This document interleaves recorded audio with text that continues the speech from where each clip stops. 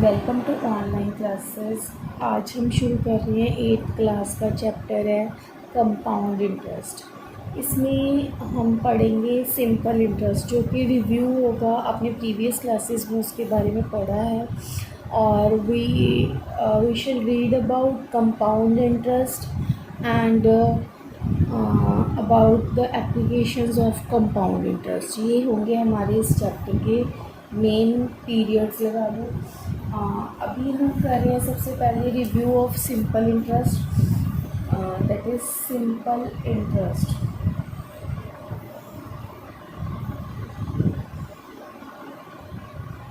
इसमें क्या करेंगे हम, सारी उनको रीड कर दे टर्म्स को। जैसे कि इसमें होता है प्रिंसिपल होता है, इंटरेस्ट होता है, अमाउंट होती है, रेट होता है। क्या होता है principal, interest, amount and rate. Firstly हम रीड करेंगे about principal.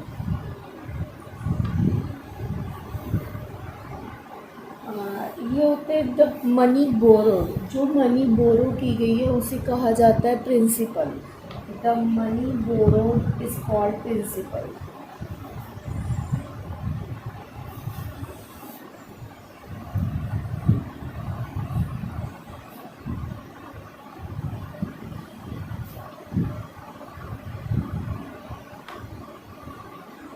Money borrowed is called principal. Next है इंटरेस्ट।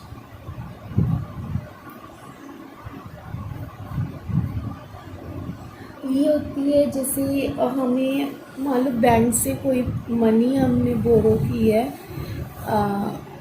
तो उस पर जो इंटरेस्ट लगाने के बाद इंटरेस्ट लगाया जाता है, जैसे 7%, 5% या कुछ भी परसेंटेज से, कोई भी रेट से, उसे बोला जाता है interest. The additional money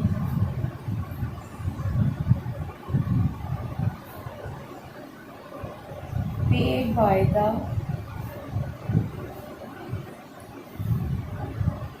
borrower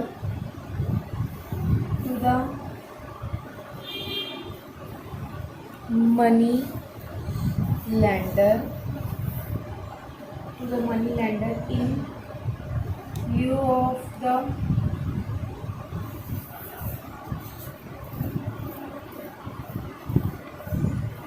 money used is called interest. The additional money, जो मनी ऐड ऑन की गई है बाय द बोरर, उस जो मनी बोरो की गई है बैंक से, उसमें एडिशनल जो भी चीज़ ऐड ऑन करेंगे बैंक वाले की, आपने हमसे मनी ली थी, इतना परसेंट हमें पे करना पड़ेगा, उसे बोला जाता है इंटरेस्ट। ठीक है। उसको क्या किया जाता है, प्रिंसिपल अमाउंट में ऐड ऑन किया जाता है। उसके बाद मतलब प्रिंसिपल अमाउंट में ऐड ऑन करने के बाद जो बनता है वो बनता है हमारा इंटरेस्ट। ठीक है। नेक्स्ट है हमारा rate. It is the interest paid on 1000 पर 100 for specified period. It is the interest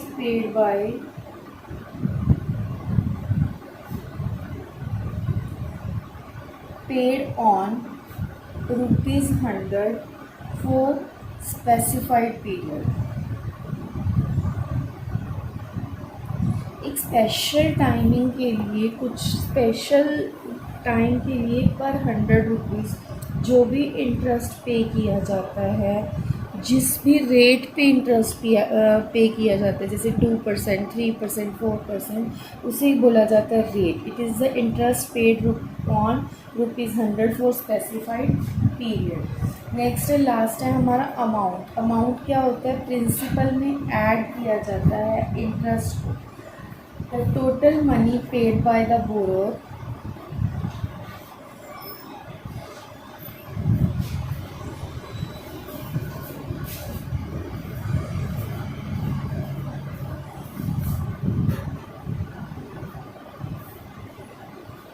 to the money lender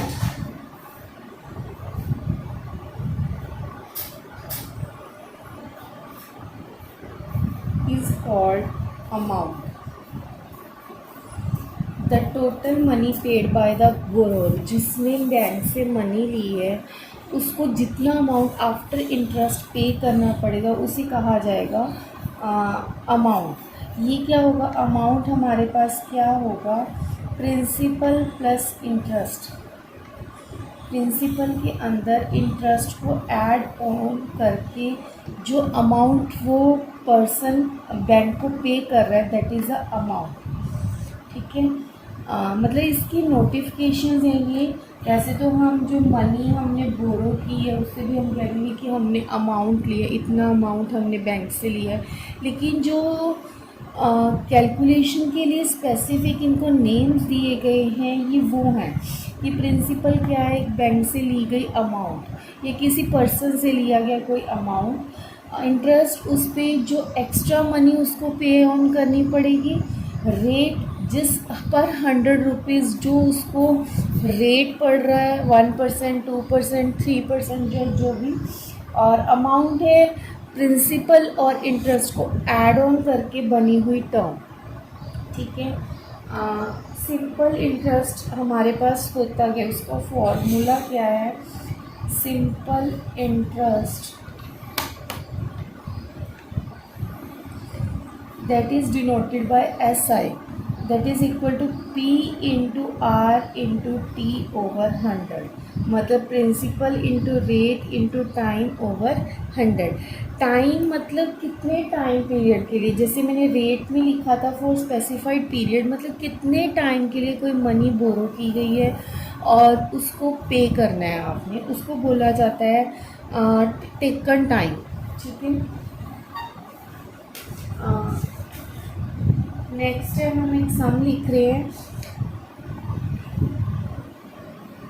next हमारा एक क्वेश्चन है, अ सम ऑफ ₹15,000, एक अमाउंट है जो बोरो की गई है 15,000 की, at a rate of 15%, rate है उसका 15% और टाइम टेकन है 3 इयर्स का। ठीक है, find the simple interest on the sum, मतलब इस पे जो भी इंटरेस्ट लगेगा सिंपल इंटरेस्ट वो फाइंड आउट करना है, and the amount to be paid at the end of 3 years, और उसको आफ्टर 3 इयर्स तक कितना अमाउंट पे करना पड़ेगा वो। सॉल्यूशन, तो प्रिंसिपल रहेगा हमारे पास, प्रिंसिपल 15,000 रुपीज़, 15,000। ठीक है, रेट 15% का है, टाइम टेकन 3 इयर्स का है। ठीक है, तो हमारा सिंपल इंटरेस्ट का फॉर्मूला क्या है, P into R into T. So simple interest is equal to P into R into T over 100, मतलब 15,000 into 15 over into 3 over 100, cancel किया, ये आ गया। अब मल्टीप्लाई करते हैं, 15 को 15 से मल्टीप्लाई करेंगे दैट इज़ 225, 225, उसको 3 से मल्टीप्लाई किया, 5 3 ज़ा 15, 3 2 ज़ा 6 7, 3 2 ज़ा 6, इट बिकम 6750, मतलब इतना इंटरेस्ट उस पर्सन को पे करना पड़ेगा। तो अमाउंट कितना बन जाएगा, 3 इयर्स के बाद तक वो जब अमाउंट पे करेगा वो अमाउंट हमारे पास हो जाएगा 15,000 प्लस 6750, ये अमाउंट रहेगा, प्लस करके इसकी वैल्यू आएगी 750, 15 प्लस 6 इज़ 21 रुपीज़, 21,750, इतनी अमाउंट वो पे करेगा इस इंटरेस्ट पे, इस रेट पे फॉर 3 इयर्स बोरो करने के बाद, 3 इयर्स के बाद वो इतनी अमाउंट पे करेगा। क्वेश्चन दोबारा से रिपीट करते हैं हम। एक सम है हमारे पास, एक अमाउंट बोरो की गई है 15,000 की, उस पर रेट दिया गया 15% का, टाइम टेकन है हमारे पास 3 इयर्स का। तो सिंपल इंटरेस्ट कैसे निकलेगा, P into R into T over 100, P is 15,000, R is 15% and T is 3 over 100, cutting किया 6750, ये सिंपल इंटरेस्ट वो पर्सन पे करेगा। तो हमारी अमाउंट क्या हो जाएगी, 15,000 प्लस 6750 इज़ 21,750, इतनी अमाउंट उसको 3 इयर्स बाद पे करनी पड़ेगी। नेक्स्ट है हमारा compound interest.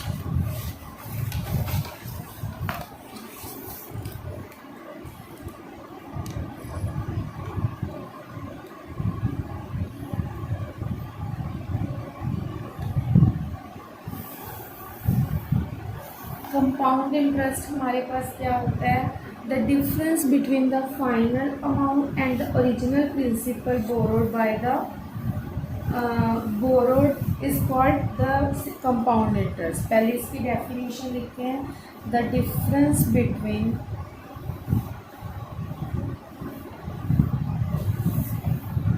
The final amount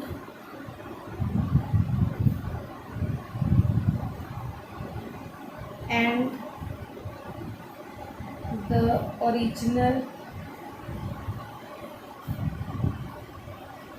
principal is called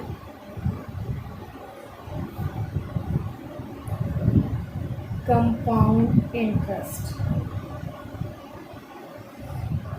क्या है क्वेश्चन, डिफरेंस है फाइनल अमाउंट, फाइनल अमाउंट मतलब लास्ट अमाउंट जो हमें पे करनी है और ओरिजिनल प्रिंसिपल जो हमने बोरो की है, उन दोनों का जब डिफरेंस निकालेंगे that is called compound interest. ठीक है, तो इसके लिए मैं स्टेटमेंट लिख रही हूँ, हमारी स्टेटमेंट है। तो सेकेंड हम एग्जांपल ले रहे हैं, calculate the compound interest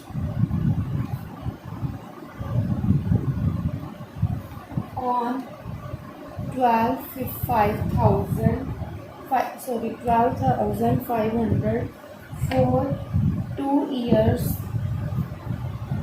at 6% per annum। ठीक है, एक कंपाउंड इंटरेस्ट हमने फाइंड करना है on 12,500 for 2 years at 6% annum। तो हमारी सोल्यूशन हम कर रहे हैं, हमने क्या करेंगे, इंटरेस्ट फॉर रेट क्या है हमारे पास 6% का, रेट क्या है हमारे पास 6% का, और principal for first year, first year के लिए प्रिंसिपल क्या होता है, first year is 12,500।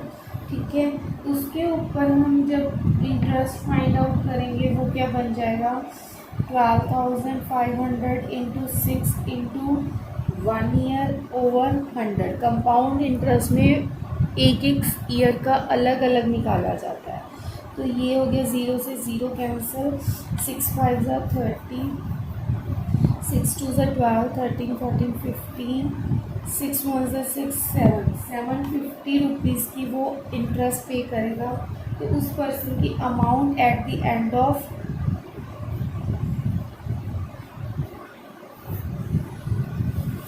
First year क्या बन जाएगी, 12,500 में 750 ऐड ऑन करेंगे, इट बिकम्स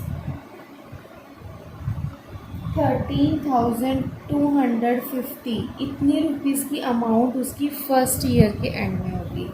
जो सेकेंड ईयर का जब हम इंटरेस्ट निकालेंगे तो वो इस अमाउंट के ऊपर इंटरेस्ट होगा। ठीक है, तो वो क्या हो जाएगा, अब हम लिखेंगे प्रिंसिपल फॉर सेकेंड ईयर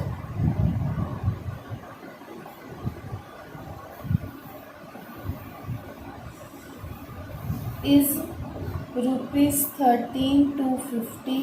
तो इंटरेस्ट क्या हो जाएगा, 13,250 पे 6 इंटू 1 ईयर, नेक्स्ट 1 ईयर का निकालेंगे ओवर 100, 0 से 0 कैंसिल हो जाएगा, 5 2 ज़ा 10, 5 2 ज़ा 10, 5 6 ज़ा 30, 5 5 ज़ा 25, 2 3 ज़ा 6, इट इज़ 5 3 ज़ा 15, 6 3 ज़ा 18 19, 3 2 ज़ा 6 7 795 की जो इंटरेस्ट होगा वो सेकेंड ईयर पे लगा है।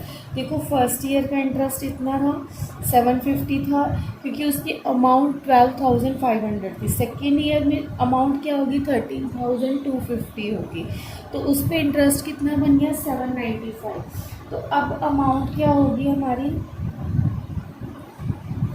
amount at the end of second year, that is हमारे पास होगी 13,250, उसमें 795 हम प्लस कर देंगे,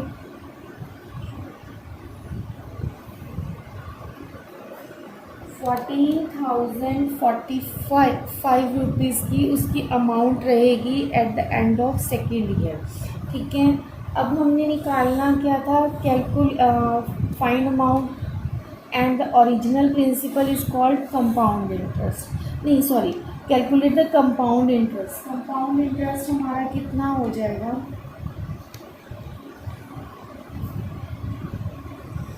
सेकेंड ईयर की उसमें से हम फर्स्ट ईयर की अमाउंट माइनस कर देंगे तो हमें क्या पता चल जाएगा, कंपाउंडिंग। 14,045 में से 13,250 माइनस करेंगे तो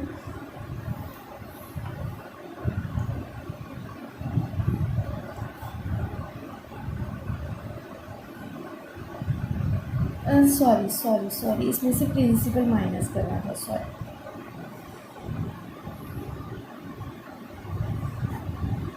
वो तो दोनों ही इंटरेस्ट प्लस करके आए ना, गलत हो गया था। हाँ, ये कंपाउंड इंटरेस्ट है, मतलब जितना प्रिंसिपल हमें गिवन था उसके ऊपर कंपाउंड इंटरेस्ट जो है 1545 रुपीज़ का लगता है।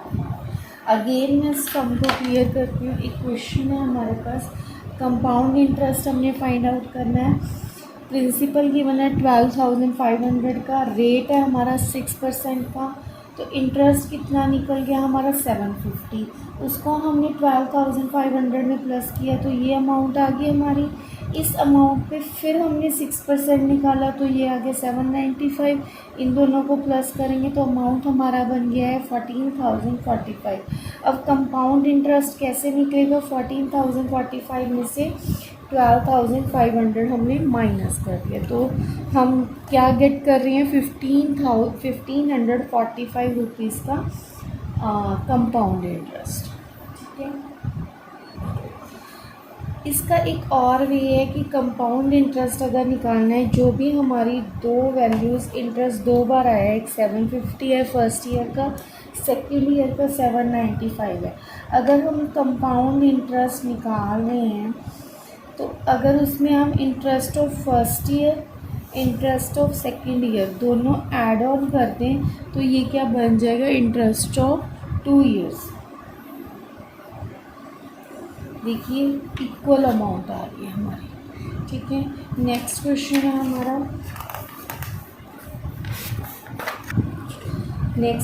है हमारा, calculate the simple interest and compound interest. Simple interest भी कैलकुलेट करना है हमने, कंपाउंड इंटरेस्ट भी ऑन 25,000, मतलब ये हमारा प्रिंसिपल रहेगा।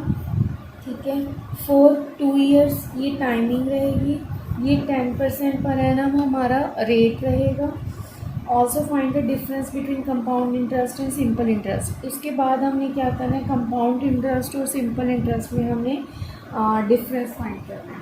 तो फर्स्टली मैंने क्या किया, इसमें दो पार्टीशंस कर लिए हैं, यहाँ पे सिंपल इंटरेस्ट और यहाँ पे कंपाउंड इंटरेस्ट हम फाइंड आउट करेंगे। हम पर ईयर ही फाइंड आउट करके आपको वो दिखाएंगे। Simple interest principal for first year 25,000 का प्रिंसिपल है फॉर फर्स्ट ईयर, तो रेट है हमारा 10% पर एनम, और इंटरेस्ट रहेगा फर्स्ट ईयर का क्या हो जाएगा, 25,000 interest of first year into 10 into 1/100, it becomes 2,500। ठीक है, तो अमाउंट क्या बन गई इस चीज़ की, 25,000 में 2,500 हम प्लस कर देंगे, इट बिकम्स 0,057, 27,500 की हमारी अमाउंट बनती है। अब उसके ऊपर हम क्या करेंगे, प्रिंसिपल फॉर सेकेंड ईयर लगाएंगे।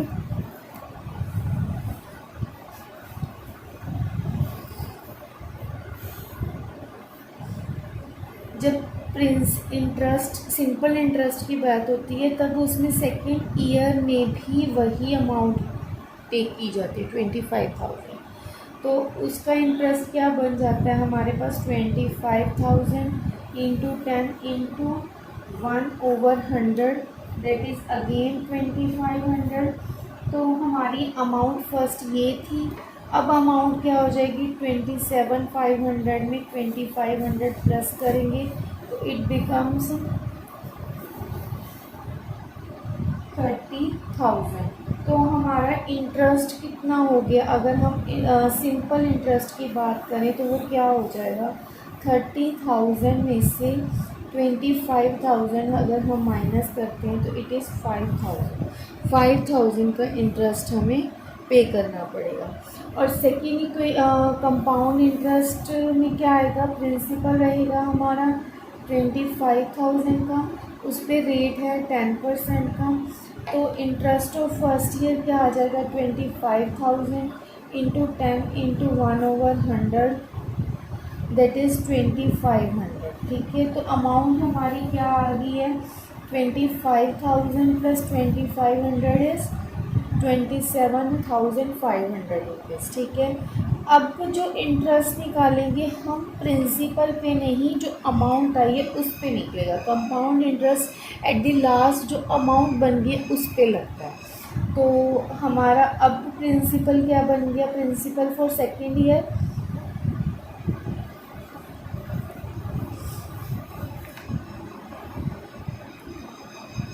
That is 27,500। तो हमारा इंटरेस्ट हो गया 27,500 इंटू 10 इंटू 1/100, कटिंग किया इट इज़ 2750 ये रुपीज़। तो अमाउंट क्या बन गई हमारी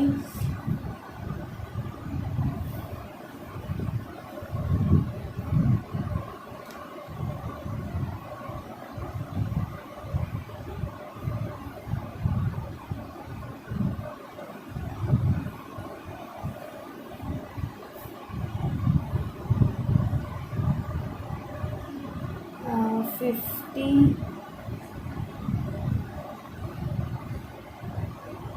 यहाँ पे सॉरी 30 आएगा, 30 आ गया।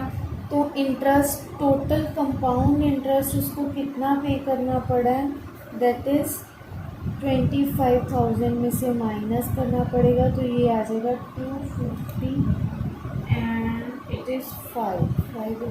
तो दोनों में देखिए, अगर सिंपल इंटरेस्ट से बैंक आपको मतलब अमाउंट उस पर्सन ने लिए सिंपल इंटरेस्ट से तो वो 5,000 हो जाएगा।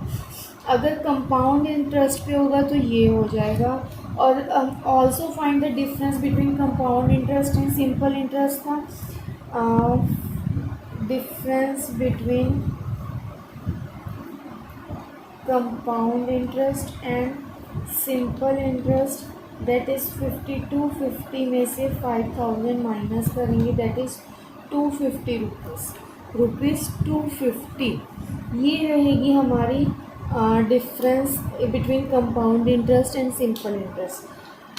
हमें ये नहीं है कि कोई बैंक सिंपल इंटरेस्ट से पे कर रहा है कोई कंपाउंड इंटरेस्ट से, ये डिपेंड करता है आपकी पॉलिसी क्या है उसके अकॉर्डिंगली। अगर आपने सिंपल इंटरेस्ट की पॉलिसी ली है तो आप पे भी कर रहे हो तो आपको सिंपल इंटरेस्ट कितना पड़ेगा 5,000। अगर आपने पॉलिसी कंपाउंड इंटरेस्ट वाली कि आप इकट्ठा ही पे करोगे तो वो ये रहेगी। तो डिफरेंस उन दोनों में इतना आ रहा है कि आपको बताने के लिए कि आपको एक्स्ट्रा कितना पे करना है, दैट इज़ ₹250। ठीक है, नेक्स्ट है हमारा फॉर्मूला फॉर कंपाउंड इंटरेस्ट। अभी तक जो है हमने सिंपल इंटरेस्ट के फॉर्मूला से कंपाउंड इंटरेस्ट फाइंड किया, सिंपल इंटरेस्ट फाइंड किया और ए आर इनकी सबकी नॉलेज थी। अब हम करेंगे फॉर्मूला फॉर कंपाउंड इंटरेस्ट।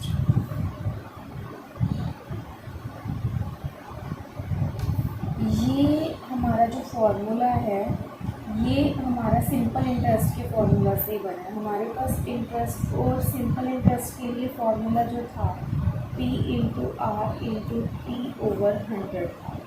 ठीक है, ये अगर हम 1 ईयर का लेते हैं simple interest for 1 year then it is P into R into 1/100. ठीक है. For second year it is again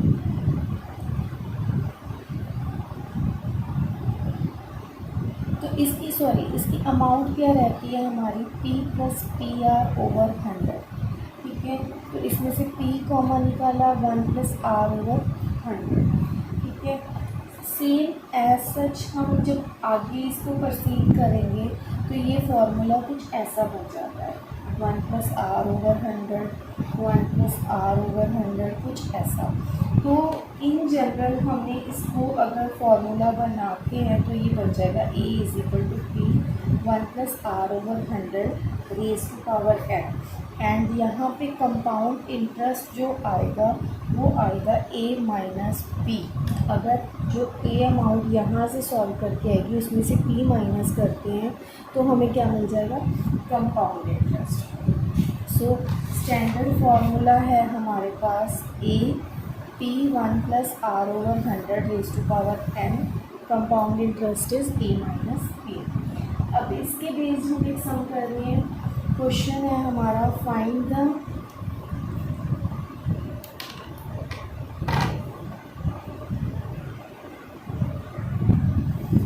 the compound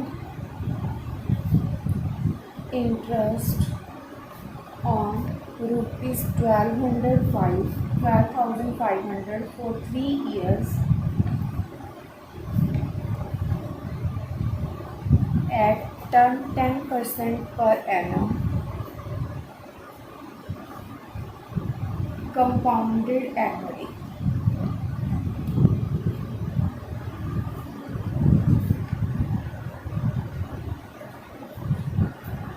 so हमारा सोल्यूशन क्या रहेगा.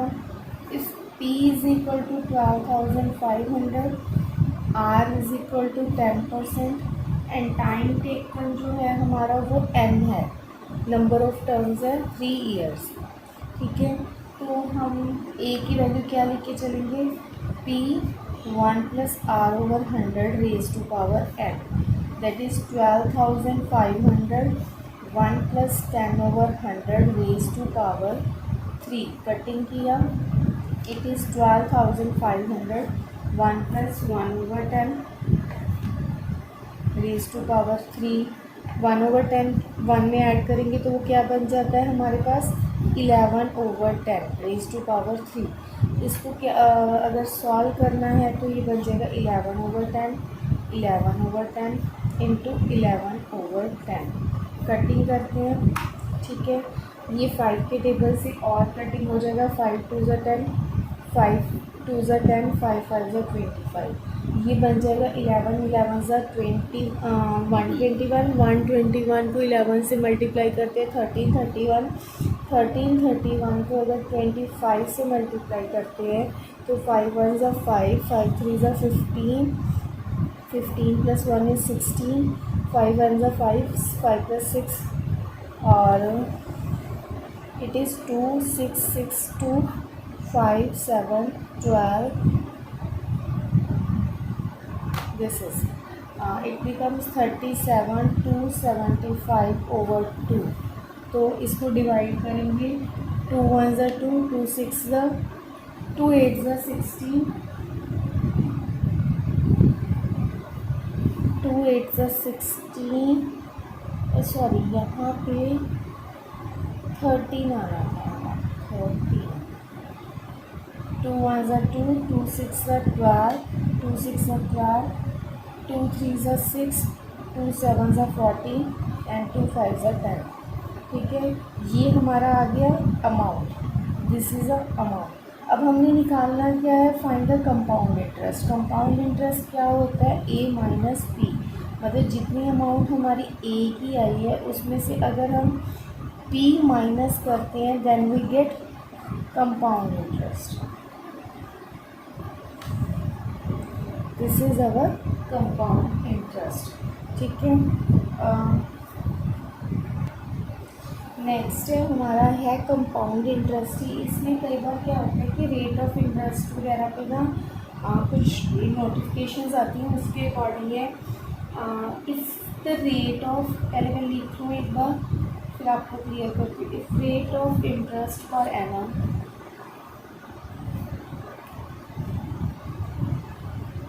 is 10% and if the interest is compounded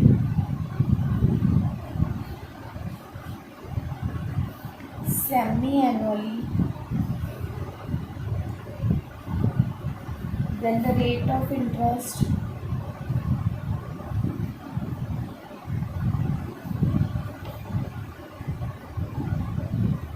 is half, that means 5%. ठीक है, half हो गया, that means 5%. और इफ नेक्स्ट पॉइंट है, if the interest is compounded quarterly, अगर उस पर क्वार्टरली हुआ हो तो क्या करना है?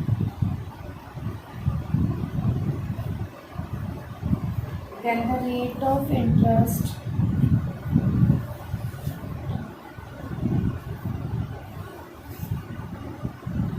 per conversion period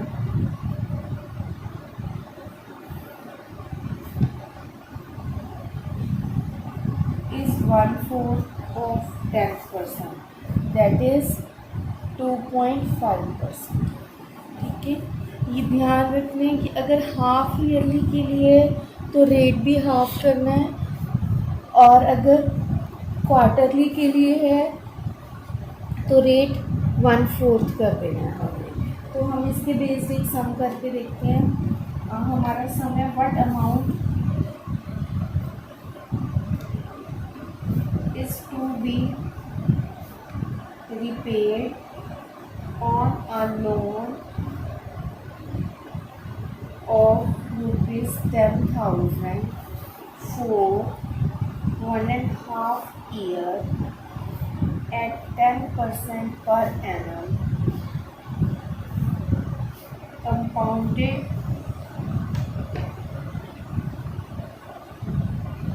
half yearly.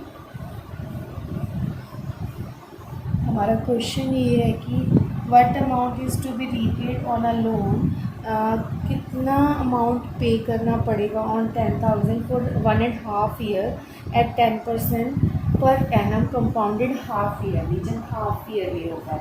तो इसका सोल्यूशन क्या, रेट क्या रहेगा? 10%.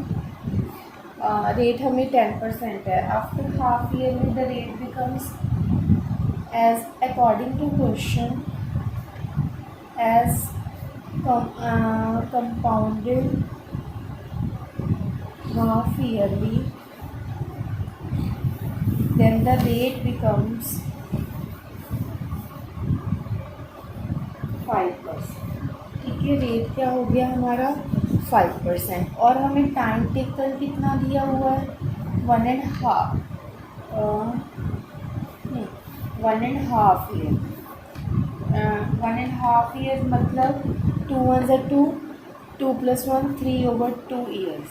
ठीक है, 3/2 ईयर्स तो हो गया, लेकिन हमने कंपाउंडेड हाफ ईयरली करना है तो टाइम टेकन कितना हो जाएगा हमारा? 2 से मल्टीप्लाई करके 3 ईयर्स हो जाएगा. ठीक है, 3 पीरियड्स लिखेंगे, 3 पीरियड्स में लिखेंगे. तो हम अब निकालेंगे A P 1 + r/100 raise to power n. ठीक है, n मतलब टाइम टेकन. p की वैल्यू हमारे पास क्या है? 10,000. 1 + 5/100 रेज़ टू पावर 3. 5 2 ज़ा 10. It is 10,000.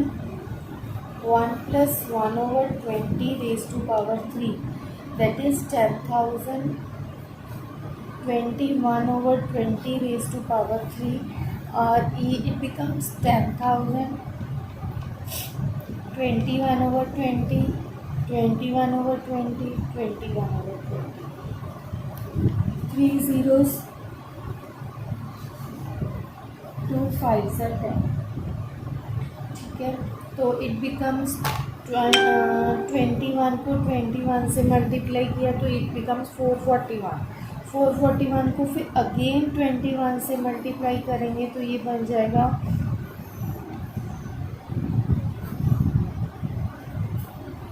9261 और इसको 5 से करेंगे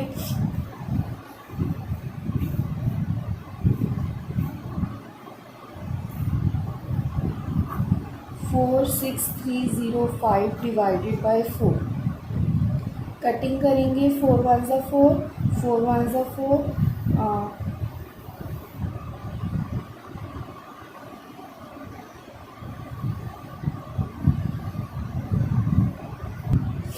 11, 4 1 ज़ा 4, 4 1 ज़ा 4, 4 5 ज़ा 20, 4 7 ज़ा 28, 4 6 ज़ा 425।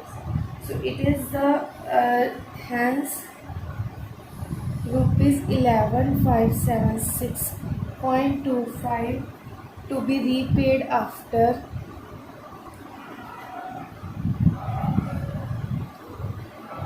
1.5 years। इतने ईयर्स के बाद उसको रीपे करने के लिए अमाउंट क्या हो जाएगी, दिस वन। बस इसमें क्वेश्चन में हमने समझना ये है कि अगर कंपाउंडेड हाफ ईयरली है तो हमने रेट को भी हाफ कर देना है और टाइम को 2 से मल्टीप्लाई भी करना है। इन दोनों केसेस के करने के बाद ये हो जाएगा। और अगर हमारा कंपाउंडेड क्वार्टरली है तो उस टाइम पे रेट जो है 4 से डिवाइड हो जाएगा। ठीक है, ये चीज़ें हमारी ध्यान रखने वाली हैं। और इसके साथ ये चीज़ ख़त्म हो रही है। नेक्स्ट हमारा टॉपिक रहेगा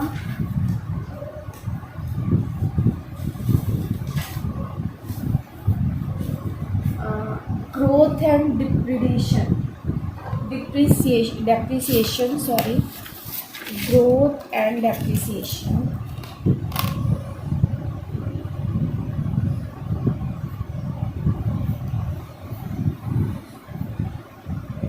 इसमें हमारे अगर ग्रोथ हो रही है तो जैसे हमने अमाउंट का फॉर्मूला किया है वैसे ही होगा।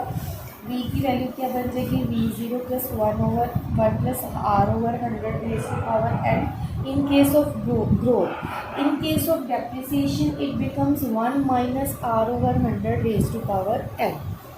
बस ये दो फॉर्मूलाज है। देखना ये है कि ग्रोथ हो रही है, जैसे पॉपुलेशन में ग्रोथ है या पॉपुलेशन में डिक्रीज़ हो रहा है कुछ, तो कुछ चीज़ों को ध्यान में रखना है। हम लेके चल रहे हैं अपना first question. The present population of a town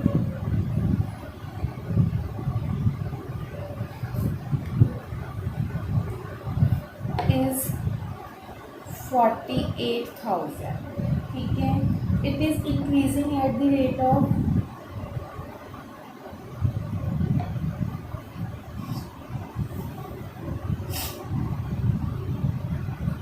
5% per every year।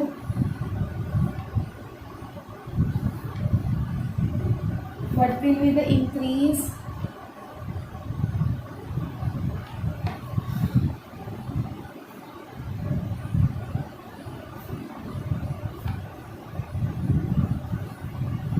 Increase in population in next 3 years।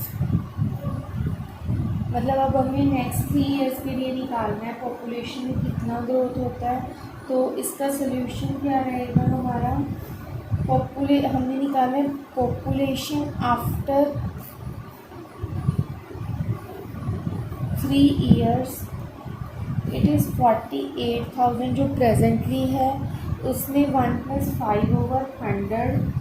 Okay, और पावर रहेगी 3। कटिंग करेंगे 100 सॉरी, इट इज़ 1/20। तो 1/20 जब एलसीएम प्लस किया जाएगा 1 के साथ तो ये बन जाएगा 21/20 raise to power 3। It is 48,000, 21/20, 21/20 and 21/20। Cancel किया, 2 से कटिंग किया 24, 2 से कटिंग किया 12 एंड 2 से कटिंग किया 6। तो ये हमारा है 21 × 21 × 21 × 6, इट बिकम्स 55566। ये पॉपुलेशन रहेगी आफ्टर 3 ईयर्स। मतलब अगर हमें रेट पता है कि इस रेट से उसमें पॉपुलेशन में ग्रोथ हो रही है और प्रेजेंट पॉपुलेशन ये है, आफ्टर 3 years पॉपुलेशन कितना हो जाएगा, दिस मच। ठीक है, ऐसे ही एक डेप्रिसिएशन का क्वेश्चन कर रहे हैं। क्वेश्चन है हमारा, the value of a machine purchased 2 years ago depreciates